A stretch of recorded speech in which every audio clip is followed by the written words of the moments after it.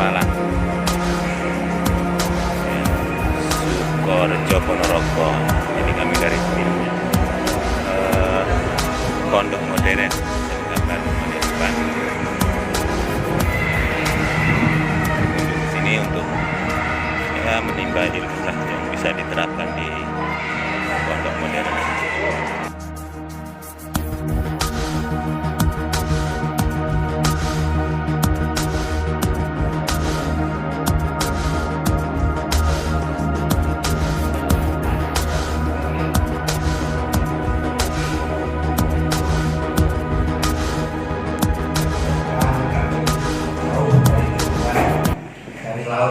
Utara, pantai utara menuju ke pantai selatan ya. Iya, ada lagi Pacitan. Ini ya mengembara dari utara menuju ke selatan ini hanya ingin yang suka bro. Mudah-mudahan apa yang sudah dicapai di sini bisa nular di Tuban di sana. Mohon nanti kami diberikan lojangan-lojangan terutama dengan teman-teman kami. Mudah-mudahan apa yang Ustaz berikan nanti Allah mengijabah niat baik kami semua, sehingga benar-benar bisa berdiri pondok modern di sekolah kami, terutama di SMK Pelayaran Muhammadiyah Tuban, dan bisa mencetak para dai-dai muda dari SMK Pelayaran yang notabene SMK Pelayaran itu terkenalnya ya suka di diskotik dan lain sebagainya.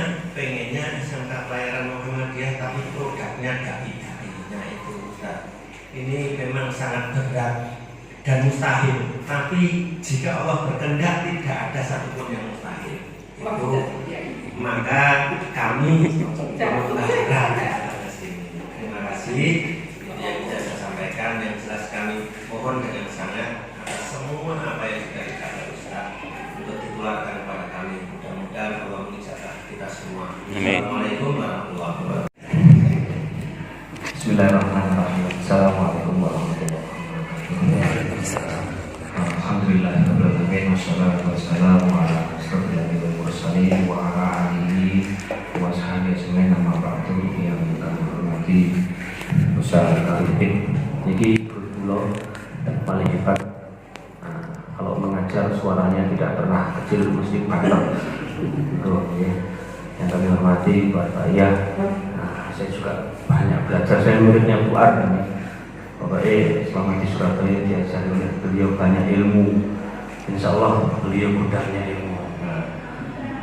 Bapak dari SMK Pelayaran Tuban yang dirahmati Allah Subhanahu Wa Taala, pertama matur suwun sangat sudah suci kiranya singgah di Ponorogo neng desa. Mungkin panjenengan tadi waktu lewat kok mlebu sawah-sawah, biasanya yang pinggir kutho atau pinggir laut, ini pinggir sawah ngeresep seperti begini. Ustaz dan Ustazah yang kami hormati, ya beginilah pondok kami. Pondok ini berdiri tahun 2000, ya, tahun 2000 berdiri. Itu dimulai dengan Bapak dulu perjuangannya dengan majelis taklim. Jadi mulai yasinan, tahlilan, karena di sini adalah masyarakatnya masih kental dengan yasinan, tahlilan dan seterusnya. Setelah itu baru tahun 2003 mendirikan TK, kemudian 2000 berapa waktu SD Pak? 2004 SD, kemudian sanawiyah 2007 dan seterusnya sampai hingga akhirnya mendirikan SMK juga. Nah, kepala SMK-nya beliau di belakang Pak Erwin itu, dan SMK kita ini masih minim karena memang antara di sini ada dua jenjang yang sama, madrasah aliyah dengan SMK. Jadi kami agak berat karena ya namanya anak-anak ini ada yang masih cenderung milih di aliyah, akhirnya yang milih di SMK ini agak sedikit. Tapi pada dasarnya kami adalah berbasis pondok pesantren. Nah itu, jadi ini sekian saja sejarah pondok kami. Jadi pondok kami ini pondok yang kecil ini yang mungkin sekitar sampai kami yang mungkin itu MTS sampai SMK itu harus mungkin semuanya, tidak ada yang laju. Tadi saya sampaikan ke beliaunya, kalau kita berpikir laju maka permasalahannya lebih tinggi. Jadi sudah pernah kita lakukan dulu SMK, awal kali kita buka SMK itu laju dari rumah. Jadi laju dari rumah, ada yang mondok dan sebagainya. Akhirnya yang di pondok itu terkontaminasi. Yang terjadi adalah ya biasa, enak ning jowo daripada ning pondok. Mesti ngoten nggih jadi. Yang terjadi itu akhirnya polemik banyak. Akhirnya ketika bapak kami meninggal, sudah saya buat keputusan semua SMK mungkin oleh murid masuk murid cuma luru, cuma telu lebih baik daripada murid akeh dengan masalah yang sangat luar biasa. Akhirnya ya alhamdulillah bisa berkembang dan ternyata malah tambah akeh santri ini, sekitar yang mungkin 600. Kemudian kalau dicampur dengan TK, SD dan Darul Falah juga sekitar 1.500 total semuanya yang di sini dengan di kampus 2. Jadi itu ini murid ya ngomong ya, kalau di Surabaya mungkin Bu A dan Arifin sampun mengertos sudah menengah ke atas. Di sini ini kami baru merintis seperti halnya yang kita lakukan di Surabaya ketika di Genteng itu untuk menaikkan SPP. Itu kan kadang-kadang ada banyak teman-teman yang masih ragu dan nanti takut tidak mendapatkan siswa. Nah, di sini saya balik, teman-teman saya saya cuci otak, kita brainwash bagaimana kita ke depan. Kalau kita tidak menaikkan SPP, tidak menaikkan untuk bayaran, maka fasilitas ini juga tidak akan pernah agak terlengkapi. Akhirnya kita naikkan, dengan dinaikkan itu ternyata seperti yang kita lakukan di Genteng. Dulu ketika di SMP saya masih ingat 75.000, kemudian naik langsung 175.000, dari 175.000 langsung naik ke 250, dari 250 langsung 400 dan sekarang sudah hampir 600 sampai 700. Nah, itu ternyata memang ketika naik pertama kali akan turun sedikit. Nah, begitu turun maka ini harus kita cari bagaimana kita sesuatu hal apa yang akan kita jual di masyarakat itu. Akhirnya kita membuat branding baru dan seterusnya, akhirnya naiklah murid ini dan semakin mahal ternyata semakin diminati. Termasuk di sini Pak, tahun kemarin SPP kami 570, hari ini saya naikkan 30.000 menjadi 600 dan ternyata santrinya malah tambah banyak. Itu sudah include dengan laundry seragam. Karena santri kami ini kita menghapus bagaimana cah pondok ini sekolah ini seragamnya halus-halus, wangi-wangi dan masuk kelas itu rapi-rapi. Kalau yang terjadi zaman kita dulu biasanya pas pondok yo kadang distro kayak kamus wujud itu ya kadang moralis dan sebagainya.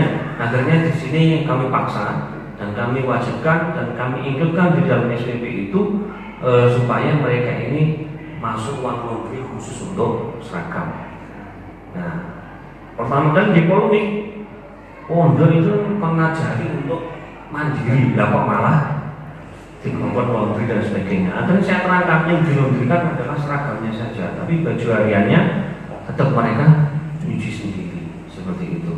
Tapi ya bocah sakniki akhirnya daripada nyuci sendiri, akhirnya baju biasa itu juga ikut dilaundrykan. Nah, akhirnya saya punya pikiran 2-3 tahun lagi kita akan menyediakan mungkin per kamar atau mungkin 2 kamar 1 mesin cuci, supaya mereka ini nyucinya juga sudah tidak tradisional, juga harus sudah masuk ke mesin cuci dan nanti kita sediakan setrika masing-masing. Jadi seperti di luar negeri Pak, saya ingat seperti begitu.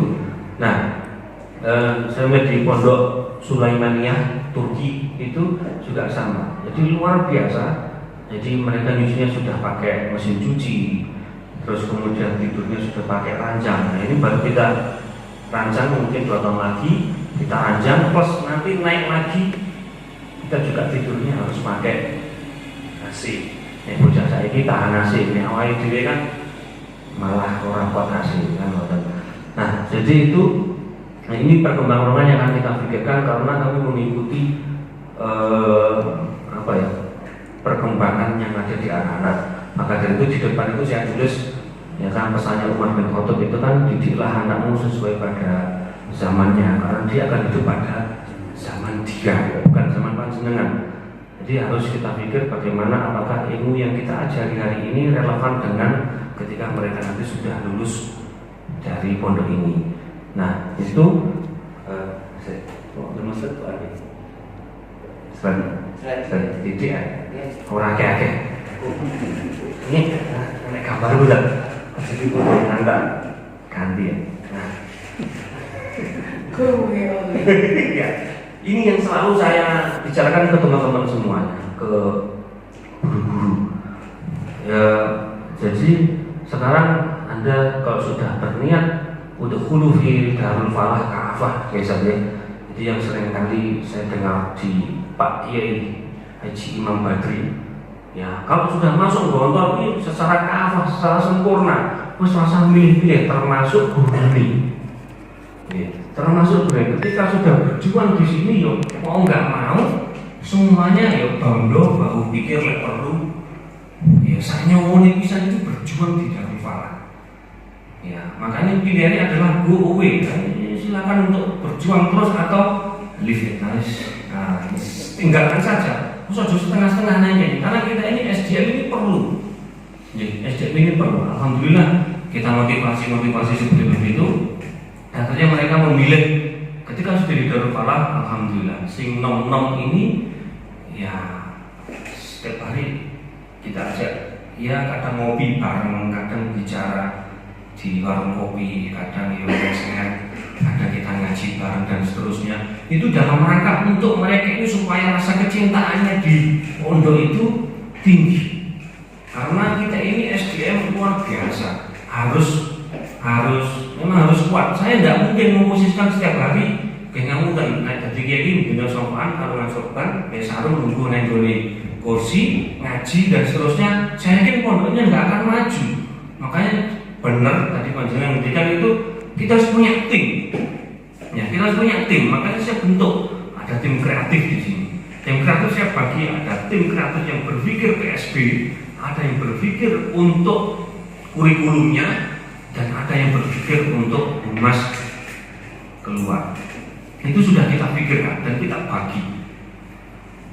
Dan selalu kita adakan rapat kecil seperti ini, evaluasi program apa yang akan Anda lakukan minggu ini, program apa dan sebagainya. Bahkan untuk tahun 2021 tahun depan itu sudah kita pikirkan dan sudah kita mulai hari ini untuk promosi PSB kemana-mana. Jadi seperti begitu. Karena di sini bukan kantor, ini bukan Wali Songo, tapi ini Darul Falah masih butuh santri. Kan nonton? Ya, karena kami hidup matinya adalah ya, santri itu. Karena bagi kami PSB ini adalah nyawa kita. Jadi kalau PSB sukses, insya Allah. Nah, ini menurut kami buat PSB sukses, insya Allah semuanya akan sukses, ya kan? Seperti begitu. Nah, dalam PSB itu apa? Semua kegiatannya harus muaranya adalah ke PSB itu. Karena PSB adalah nyawa kita. Ya kan? Kalau muridnya ada kan, jenengan mau bicara kurikulum, ini mau bicara tentang PSB itu maksudnya PPDB. betul, penerimaan Santri baru. atau santri baru. Jadi, nah bahkan saya pernah foto kasar dengan guru-guru. Nah nanti nih PSB ini orangnya aku gagal kan muridnya jenengan gawe setoran jajan, sopo sing ngarep ngkoni wong santri orangnya. Jadi harus kita libatkan semuanya. Unit usaha kita libatkan supaya mereka juga bergerak untuk berpikir PSB bagaimana dakwahnya itu membesarkan unit usahanya, tapi juga berpikir untuk PSB dan seterusnya. Jadi ini harus kita satukan semuanya. Ini menurut kami. Makanya ada strategi. Ya, ini cita-cita kami dan sudah saya share kepada guru-guru. Strategi kami adalah menjadi sekolah yang profitable seperti yang saya belajar dari Bu Ar. Bagaimana tetap kita nilai perjuangan itu nomor satu, tapi yang kedua juga kita harus berpikir untuk bagaimana menjadi lembaga yang profit untuk pesantren yang profit ini. Kan wonten nggih. Jadi bisa sertifikasi ala Darul Falah kan wonten nggih, terus mungkin apalagi dan seterusnya. Yang kedua yaitu menjadi sekolah yang memberikan kualitas terbaik dari segi pengajar dan bahan ajar maupun kegiatannya, mengembangkan teknik mengajar dan seterusnya. Ini adalah strategi kami, dan pada akhirnya nomor 5 adalah menjadi sekolah yang membantu menciptakan calon pemimpin masa depan. Nah, yang berakhlak dan berlandaskan agama Islam. Nah, ini yang selalu kami gembor-gemborkan kepada guru-guru supaya mereka tahu arah pondok kita ini kemana. Nonton ya. Terus, nah ini lembaga kami ada Islamic Smart Kids School. Ini adalah branding dari TK kita. Kemudian ada Inspiratif School, ini SD. Terus kemudian Islamic Boarding Area, ini seperti yang di Genteng Pak. Di sini ada MTS, MA dan SMK. Dan ini adalah yang ketiga adalah sekolah alam yang ada di kampus 2. Itu masih TK dan MI. Nah, jadi kami ini ada ininya, areanya seperti begini. Ada area tahfidz. Jadi kami sudah kelompokkan ini anak-anak tahfidz. Ketika sudah tahfidz ini, kami ini adalah dan mereka fokus dengan tahfidz. Untuk pelajaran yang lainnya agak porsinya kita kurangi sedikit karena mereka fokusnya ada di tahfidz ini. Yang kedua ada area kitab kuning. Jadi kamarnya sendiri ada. Ini kamar khusus anak tahfidz, ini kamar untuk anak kitab, ini ada anak sport, ini anak entrepreneur, dan ini anak kesehatan. Ini sudah kita pisah-pisahkan semuanya karena mereka sudah fokusnya adalah ke situ. Ya, fokusnya adalah ke situ. Walaupun di situ di kamar itu ada anak aliyah dan ada anak SMK campur jadi satu. Bukan berarti aliyah dewi SMK dewi tidak, tapi campur jadi satu. Jadi seperti begitu. Nah, ini yang mereka ini akan mereka bawa. Kenapa kita bentuk seperti begini? Kami berpikiran jangan sampai kita ini wong pondok ngaji, yo wajib, ya harus bisa.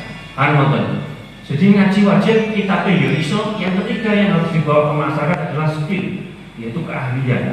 Ojo sampai nanti mulai ke pondok ngaji ini pinter, kitabnya pinter, berarti skillnya orang. Nah, SMK ini tidak cocok, sudah ada skillnya, jadi tinggal ngasah antara ngajinya itu.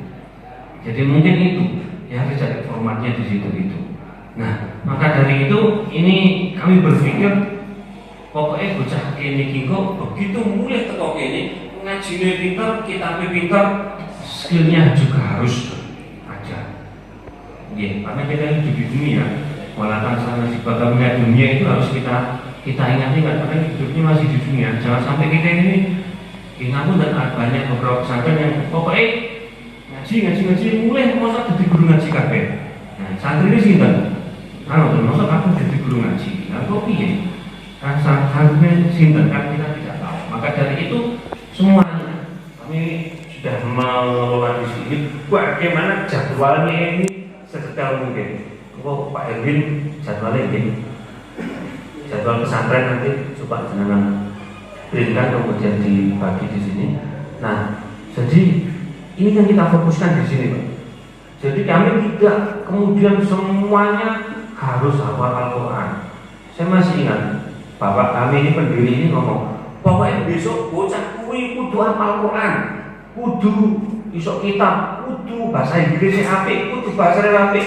Saya berpikir sakmono iki, ini orang mungkin akan menguasai semuanya, sudah tidak mungkin.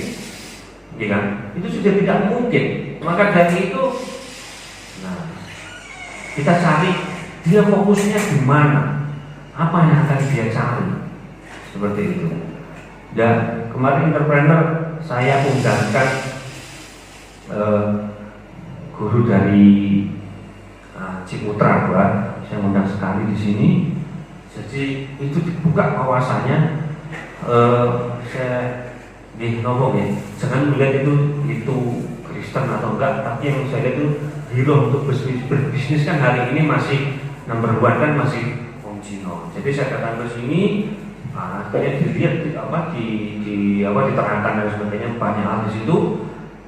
Nah, akhirnya anak muncul pertanyaan, Ustaz, ini bagaimana baru dari pondok pesantrennya masuk? Ini tidak boleh menurut kitab ini, menurut berarti usaha sekian. Tapi hero untuk berbisnis itu harus muncul terlebih dahulu. Nah, itu kami ya seperti begini. Nah ini pasti setiap tahun kali ini pasti akan ada sesuatu yang baru, pasti ada perubahan. Maka dari itu bagaimana kita bisa mencermati perubahan itu, jangan sampai jenengan ini ketika membuat sebuah lembaga kemudian tidak punya mimpi. 2 tahun itu apa targetnya, 4 tahun ini apa, 5 tahun ini apa. Kami di sini saya tulis Pak.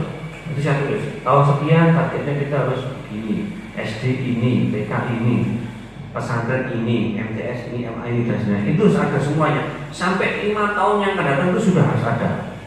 Jadi saya suruh nulis semuanya dan sebagainya, dan harus dilakukan. Nah, itu harus. Kalau tidak, jangan hanya angker gawe toh. Ya, hanya angker gawe toh. Yang terjadi adalah ya bisa-bisa nanti hanya cukup setahun 2 tahun toh, setelah itu kelompok-kelompok wis kayaknya kopi nanti seperti itu. Nah ini ya ini anu saja perubahan, mensikapi perubahan. Ya kok ini terus. Ya ini seperti begini. Tapi ini yang menjadi inspirasi kami adalah jadilah yang terbaik dan berikan motivasi yang terbaik sehingga menjadi ladang amal. Ini kami selalu tanamkan ke guru-guru semuanya. Kemana-mana pokoknya husnudon, baru 1%-nya suudon. Pun itu enak Pak. Jadi saya wajibkan di sini itu teman-teman itu selalu tersenyum, selalu pokoknya ngomong itu berikan motivasi ke santri, motivasi sesama guru, motivasi sesama teman juga harus motivasi, karena luar biasa. Kalau ada teman-teman kita ini yang tidak cocok dengan kita, kemudian curhat di tempat yang salah, yang warung kopi, akhirnya akan menjadi sebuah bom waktu di situ. Nah, maka itu yang akan menjadi kiai nanti seperti begini. Nah, saya sampaikan ke teman-teman, saya tidak mungkin seperti kamu guys, sorban, tidak mungkin. Saya berpikir pengembangan, 2 tahun akan lagi apa, 5 tahun lagi apa, 10 tahun lagi apa, itu harus berpikir di situ. Makanya kadang-kadang rasa turun ini sesuk nyapo, dan seterusnya. Nah itu nanti harus punya tim panjenengan. Makanya di pondok ada pengasuhan santri, kemudian ada bagian bahasa, ada nanti bagian keamanan dan seterusnya. Itu harus ada semuanya. Maka dari itu komponen untuk mendirikan pondok pesantren itu yang pertama kiai ini, karena kiai ini sinten. Nah, kecuali kiai ini sekali ini pasti jos pondok ya. Nah itu memang disiapkan semuanya. Kalau tidak disiapkan tim-tim itu, yang terjadi adalah jenengan akan waktunya tersita untuk menata sendiri keamanan di toko diri, bagian bahasa di toko diri. Akhirnya nanti capek. Jangan semuanya harus bertim, kan seperti itu. Ini kami, ya. Terus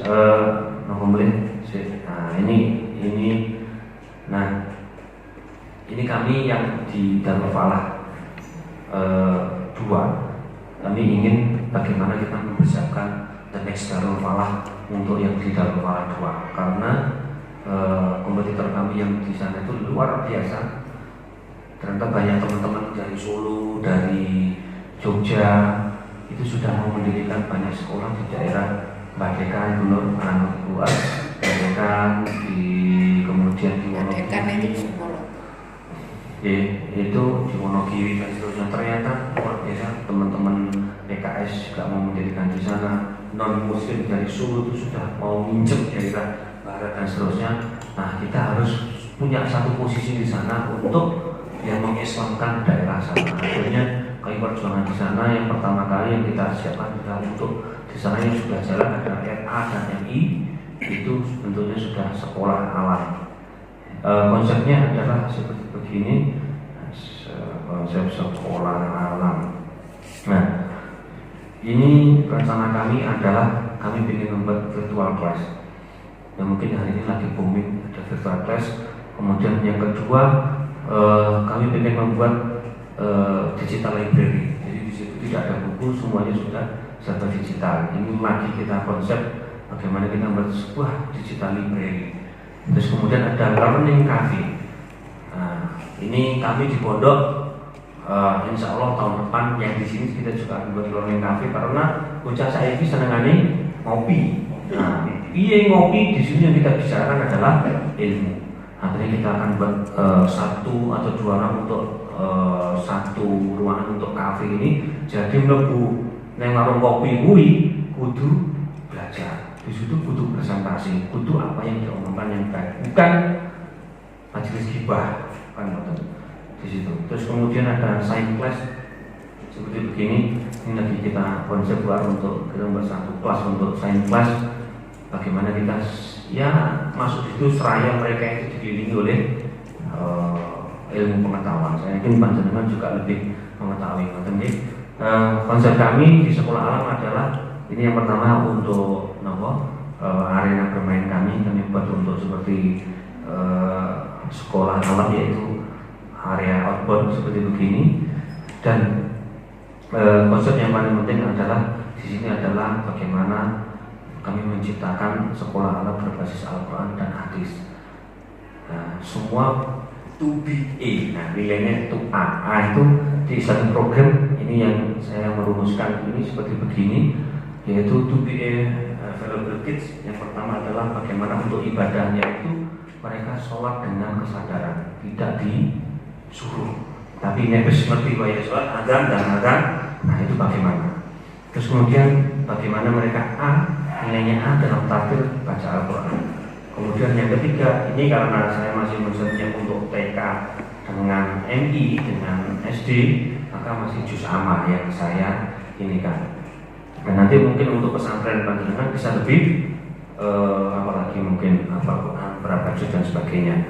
Ahli bersikap ya. Dalam ahli bersikap adalah yang pertama disiplin. Itu wajib. Bagaimana mereka ini disiplinnya bagus. Maka yang B yang berbakti kepada orang tua itu bagaimana? Mereka harus nilainya A, berbakti kepada orang tua. Terus kemudian yang ketiga selalu menjaga kebersihan. Karena di kita ini an-nadhafatu minal iman. Berarti kemproh, berarti dia imannya masih dipertanyakan. Itu bagi kami. Terus kemudian berlaku sosial yang baik.